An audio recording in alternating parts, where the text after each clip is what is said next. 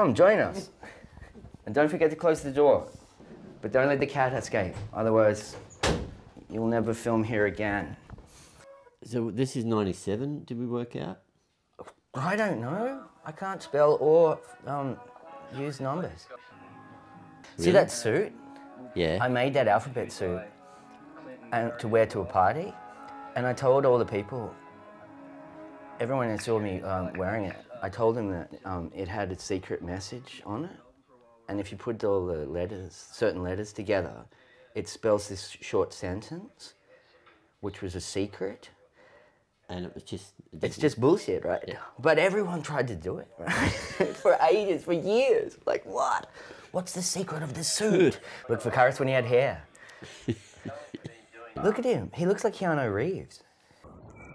It's just showing me this to get me to cringe. Look at that soul patch, man. That's mad. That's why I got that up here now. My hair has moved from my chin up to the top of my lid. I think I had done froth number 3.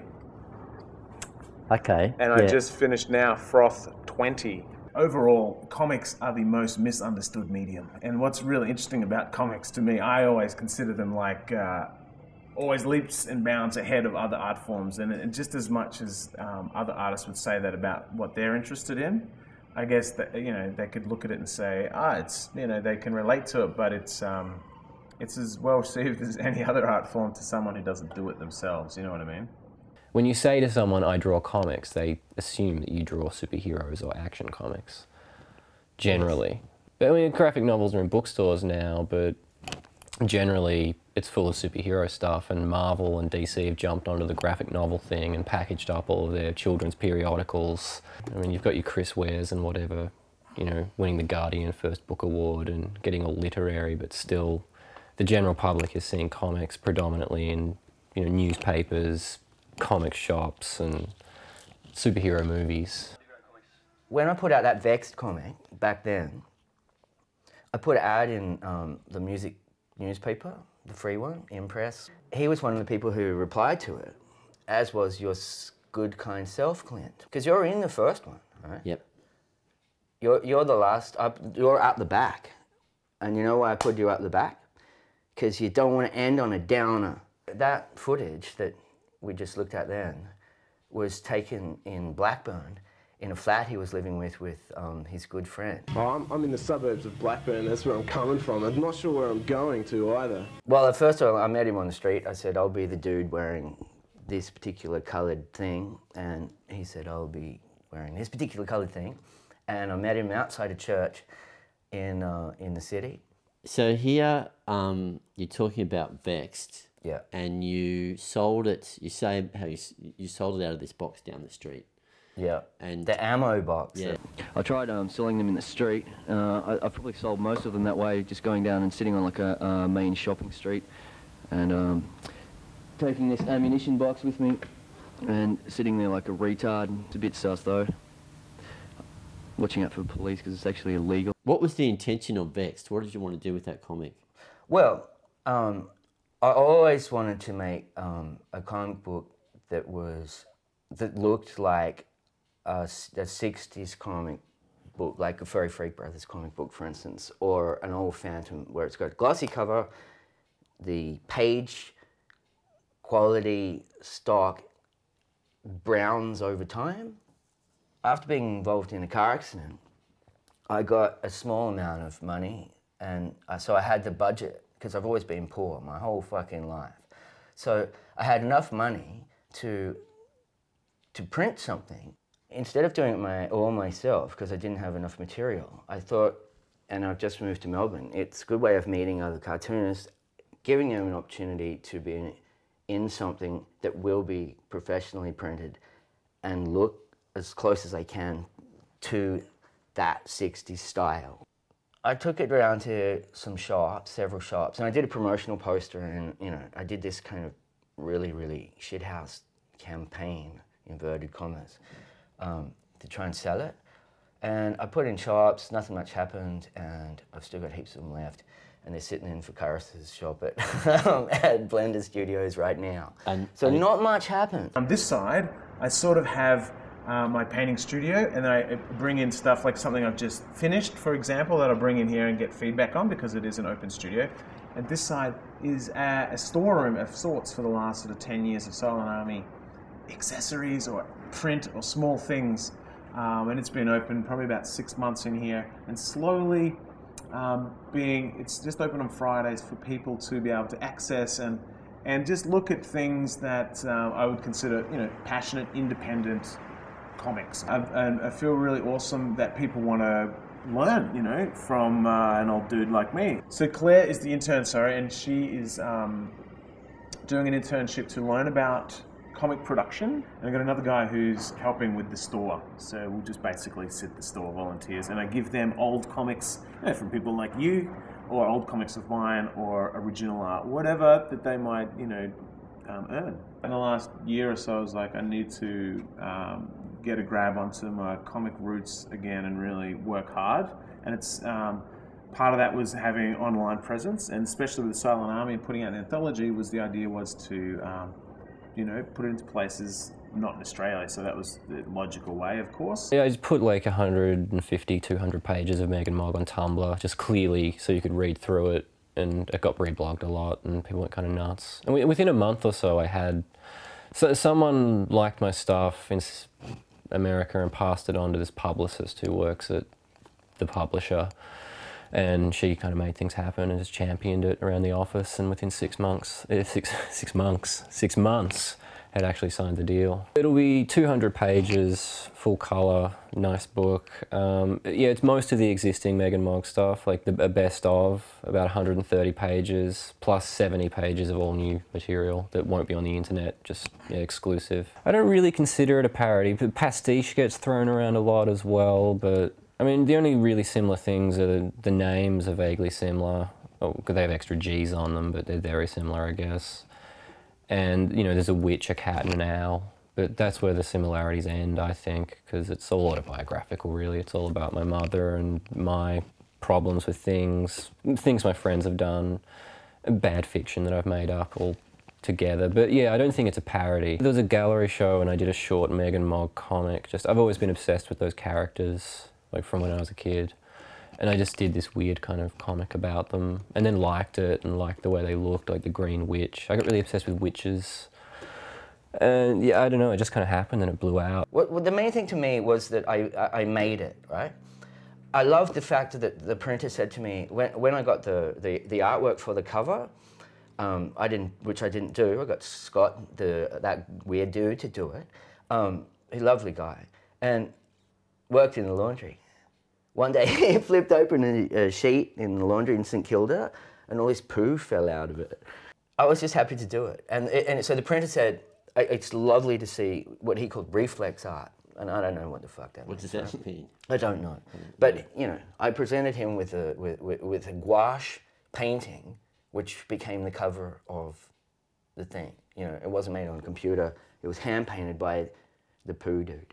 As I was teaching my students recently in my newly formed InDesigns teachings that anyone's available to come to if they like, very good rates, follow the brief, right? And the fucking brief for that dailies thing was 3-panel gag strip. So thus was born Fatbird. I'd never done a three-panel strip gag before. And so I had to come up with something. And after long periods of drinking wine in the backyard, I came up with this. So I start with this. Usually this is what happens when, really early in the morning, like it'll just come to me like, because I don't sleep very well. And so I'll draw something really crude like that. Then when I can be bothered, because I'm very lazy, I draw it a bit more detailed. Then I take that a bit more detailed drawing and put it on the computer.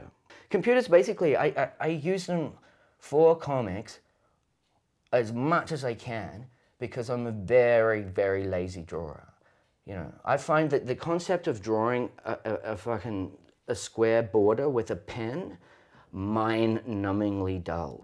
Okay, so the dailies, so this was started, like I said, as a bit of a showcase for what I consider like really important, awesome work in the nature of comic books and the comic art medium. And they have sort of also been, as everything I do is sort of practice, they've been something that I could learn off. So this was the first newspaper printing I'd done, and if you remember the first issue, Clint, there was a few pips, as we like to say, in this beautiful fruit. So it's printed here in Melbourne. It's printed with a local printer here in Fitzroy, Streamline Press. The word dailies and sort of the title was always a bit of a play on two things. To me, it was that we make work daily. I tried to have it literally like this was done that day, it felt like, if you didn't know the difference. And also the play on comic funnies, you know, you've got like the daily strips. So there's a lot of strips. So I asked you, for example, to do a ongoing strip, which you've been doing. And a lot of people did that as well. Some dropped out and some didn't keep it up. And some just put an illustration or an image. So I've asked different people. I did try to get them all to sort of think of the medium of comics, you know, the somewhat of a rhythm and a story of pictures. This is where I can get this cheap. It's like sort of gang printing on the end of very large print runs of newspapers here. Well, they're like Korean papers, Greek papers, Chinese papers, non-English speaking sort of classifieds, you know, and that's their main business. So I thought, well, this is the main thing they do. I'll get a quote, and it was pretty much the same, just a different format. So I learned how to lay out more of a magazine with this one, and it was, I think, is a better. Most people would agree it's a bit easier to read, and I'm really looking forward to the fourth one, basically. This is full color. This is called Mickey Mouse Spider. It's not trimmed, unfortunately, because I didn't have time before you got here. It's full color. I was very unhappy with the finished result because, once again, I wanted the cover to be gloss inside and out, and I wanted the pages to be paper, you know, like the same shit as what I was talking about before, like grainy sort of stock. Yeah. But I got it all on gloss, and I think it cheapens the effect that I wanted. Because I always like set out, I want it to look like a real comic. I'm obsessed with that. Did you mean to use that stock? Did you, or did they? Yeah, no, it wasn't a mistake. Oh. It was a mistake on my behalf because I just went, yeah, use that, and yeah, I was disappointed. I should have stuck to my brief. I just put a bunch of work on the internet and then I got approached by publishers. Around the same time everyone went on that Caravan of Comics tour in like May 2012. Did you go on that? No, I didn't go. My friend Michael Hawkins went, and a few other people I like, and a few people that I think are kind of crappy. And yeah, I couldn't afford to go. I was like thinking of going and was in talks with them, but I was like, I don't know if I can't do a road trip with these people, and didn't have the money. And just put everything online on Tumblr and finally did that. And then things just kind of blew up on their own. And I felt kind of like cool. I didn't have to spend thousands of dollars going overseas. And I just, yeah. I guess I just got lucky on Tumblr. So I'm very pro-internet. I think that, you know, you don't need to do these tours. Like there's another one happening right now and it just seems like a huge outlay of cash. And you're just going to get swamped. Like, you know, Mocha in Canada, it's kind of huge. And there's so much talented stuff there. Like to get... I don't even know what it stands for. It's like the big book fair, you know, zine fair thing there. There's SBX and that, and the Brooklyn Comics Graphics Fest, and a bunch of smaller ones. Have you put comics together that other people have submitted to, and you have submitted to other people's comics? Why, Clint? It's interesting you should ask that, because, yes. And what are they? Country Cousins. I couldn't ever show that one to my parents. Whoa. So I've been in heaps of stuff. Like, it's really hard to answer that. Yeah, I went to the local newsagent. I don't know where I got the idea, but I went to the newsagent and, you know, photocopied stapled stacks of comics and just figured it out. And then in high school, a friend and I used to use his dad's office photocopier and figured out how to make proper booklets. And then, yeah, growing up, you can always go to government offices in Tasmania and get free photocopies, and it was just like carte blanche and just as many photocopies as you want. When I was like 12 or something, we got a decent comic shop in Launceston, and there were people's self-published things in there, and I kind of blew out, and oh my God, people are printing stuff too, it's not just me. What sort of stuff were they doing then? It was like Tom Priestley, this old Tasmanian guy, did this like Inspector Crikey kind of comedy thing, and you know him. Yeah. I thought that was the shit when I was like 12, like, yeah, amazing. Yeah, stuff like that. And then in my teens, I discovered all the Australian stuff and Silent Army and Sick Puppy Comics, and then met all the Hobart guys. It was probably one of my first nerd gangs, and we were just like friends living together. It was a house, cheap rental house here in Melbourne. John Weeks was the guy who was renting the property and was, you know, after like-minded people, and tried to really get a lot of comic artists to meet. We rode bikes. Malvern Stars were a bike brand, and Malvern's was the suburb, so it was a bit of a joke. And then we've turned into comics, just like any good comic. There's a fantastic imagination, so we create these worlds that we thought were better than our stinky lounge room. Greg brought home this record. It was the Braddock way of seeing things. It was a very funny perspective, and it was strange marketing for a cigarette company we all smoked very heavily. And that was funny. This guy, Braddock, on the record, was pictured as having no worries because he smoked. It was just that dumb. And so we had the Braddock Coalition, which we joked with and republished some of our first anthologies together, which were mainly Melbourne, New Zealand, and Tasmanian. Somewhere along the line, this is a couple of years later, so I applied for some money. We got some sponsorship from a pen company, and I took it upon myself to sort of advertise our comics. When we first started a website, Silent Army, we didn't have any money, we were just like doing it. I don't think I even had a email or anything at the time. So I started sort of writing poetry, what would you call them? Haikus, like Braddock is rich, but Braddock has no money, was a classical. Braddock is locked out, but Braddock has the key, because it kind of relates to the whole idea.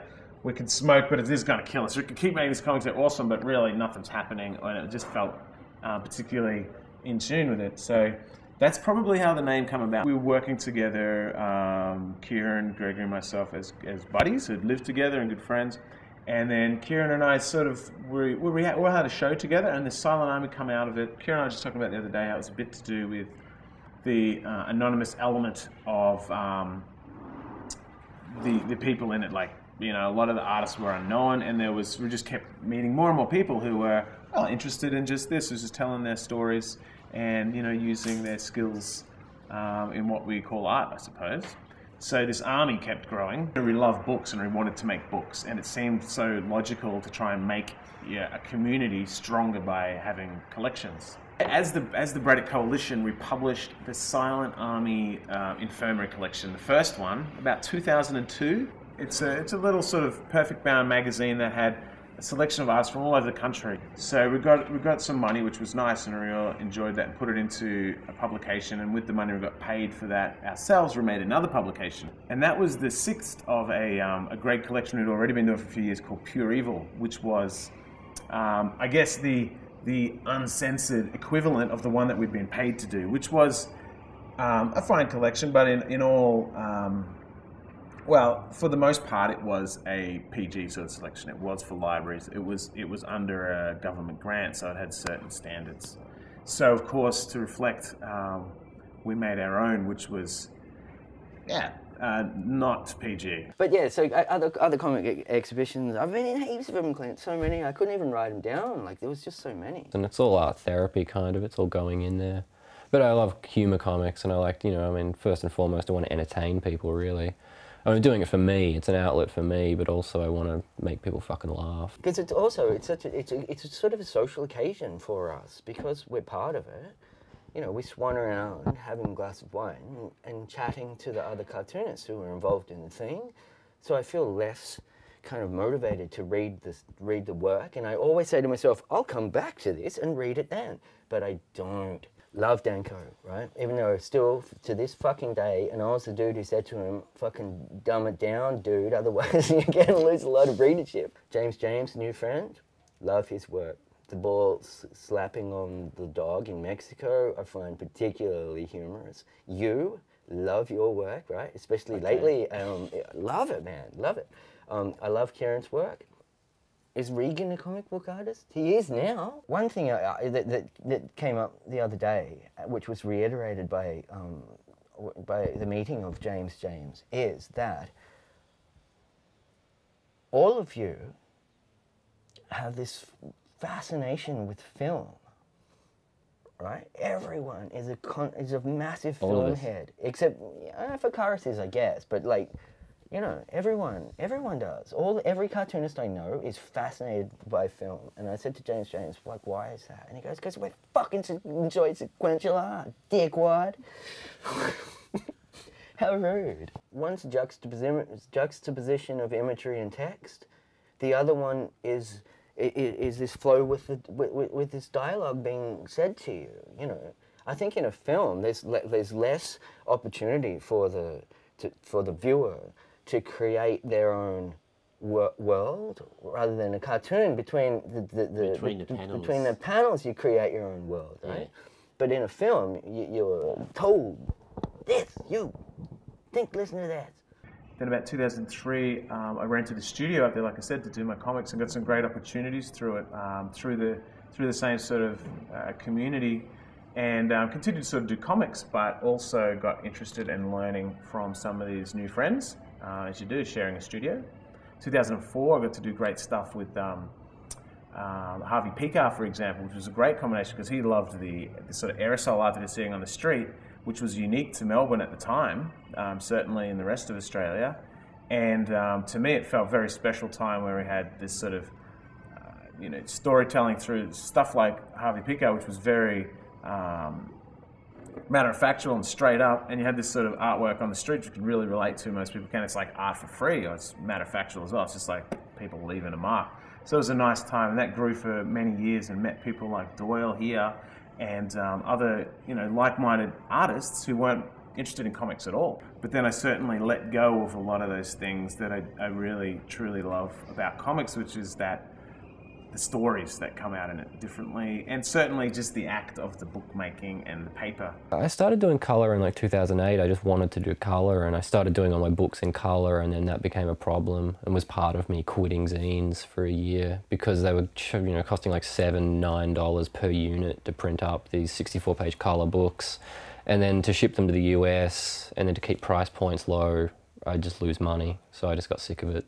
But yeah, I just got petulant one day and just started doing colour, and fuck it, I'm sick of black and white, I'll just have to figure it out. Well, I mean, I was printing colour zines for a few years, but just like late last year I got, Space Face, a small American publisher, I got a book with them, and then this Floating World giant broadsheet that just came out in February that's all giant and new. I mean, this was my anthology I printed last month. And I just wanted it to be cheap and shit and easy, just easy access. Like, as a point, like anyone can do this. You don't need to get grants. Like, a lot of people in Melbourne are doing Kickstarters and trying to raise money for printing like that. And I just printed this at Sticky Institute.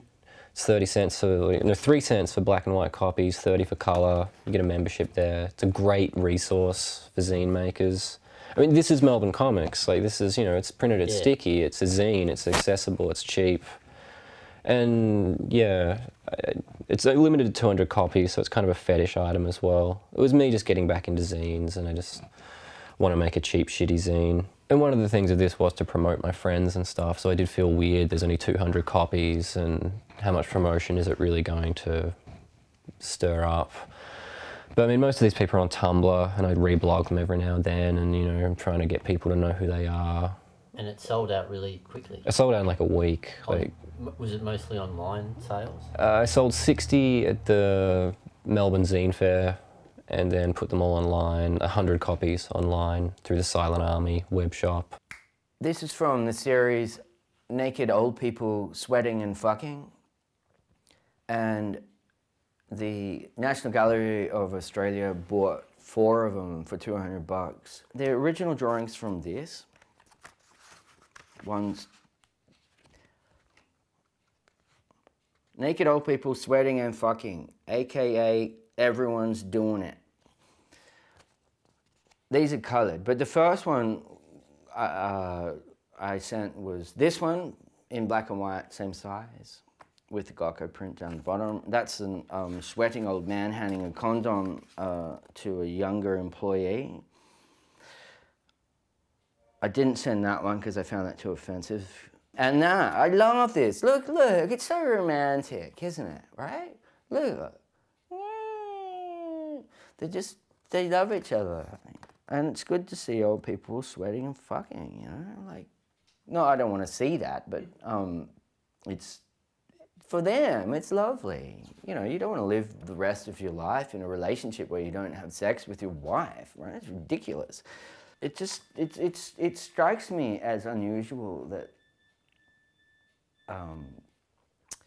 a place of such integrity would accept such filth and give you money for it. There's a couple of people who wanted to publish something I have been working on that's longer, but I think I want to publish it myself, and I want to do something that I can control better, have more control over. But as far as my work, I'm going to just keep working hard. Like tonight, I'm going to draw more stuff. They've been working with Dan Cross, so I'll have a little body of work of him. I've just reprinted one I did with Al Stark, which is short stories again. And I'm working on one with Nelio, which is illustration and a more abstract version of storytelling. Silent Army will just roll along, and the next dailies I'm really excited about will be a little different. I've got a new guy coming on board who wants to, this was always an idea Lachlan had, who was a big part of the early Silent Army, was to have sort of advertisements in it for the local community and have sort of stuff inside, so maybe a page of classifieds that'll be in there. That started, Frank Santoro is an American critic, I guess. He writes for the Comics Journal and teaches his correspondence courses, and he's a fancy man, big man on campus. I don't know, he did a feature on me on the Comics Journal, like a little write-up, and then said he's starting this new comics workbook thing, which is like a process-based journal for cartoonists. He was, thinking what he could do on Tumblr and asked me to review some comics maybe in comic form. And I was like, yeah, okay, I'll do that. And yeah, I just sort of went crazy with it for about 3 months and did them every day. And it's, it got kind of meta, and it's a comic about criticism. Well, you've got to be critical. I mean, like, I'm critical of my own work to a horrible degree, and you just have to be. I think people just need to be told sometimes, and just, yeah, there's too much back patting going on sometimes. Struggling to be funny, and struggling to be clever, and struggling to find things to review, and struggling with not being too cruel and holding back in some regards. And I don't know if it's the media actively looking for someone, or people just actively getting really proactive and like, I'm going to champion this shit. I don't know if that's what Bernard's doing. Or Fakaris. I mean, Fakaris is just trying to get shit done, and I guess so is Bernard. So I sass about it on the internet all the time. I have big problems with the movie. I think Fakaris probably should have been in it, because I think he's championed a lot of great stuff over the last, 20 years, and has been in the forefront of just, that's what I think of as, Silent Army for years has been one of the best things about the Melbourne and Australian comic scene. And just Graphic Novels Melbourne featured 3 artists that are published by Alan and Unwin that are older, approaching 40, kind of established. Pat Grant's all right, but he's kind of a New South Wales guy. He studied over there. He lived here for a few years, I think, or a while, but he's moved back to New South Wales. His book, yeah, he's in New South Wales, he's back. His book's all about the Cronulla riots. It's not there in Melbourne. And just, yeah, Paul Gravett, he's a British critic. Scott McLeod's an American critic. Dylan Horrocks is from New Zealand. It featured Sean Tan, a children's book illustrator, and just people that aren't really, there's such a thriving scene here, and there's so much stuff that wasn't featured, and I can't help but be kind of, not angry, but just, it seems a bit one-sided. It comes down to taste, I guess. I'm part of the Melbourne community and all the great stuff here, and also part of the global community, because the internet obviously exists, and, Tumblr's, it's international. There's just an international scene going on now, and it's not too hard to plug into that. That's very disappointing to me, right? All of my earlier work, I figured to be a complete and utter fucking embarrassment to me. And I wish it would all go away.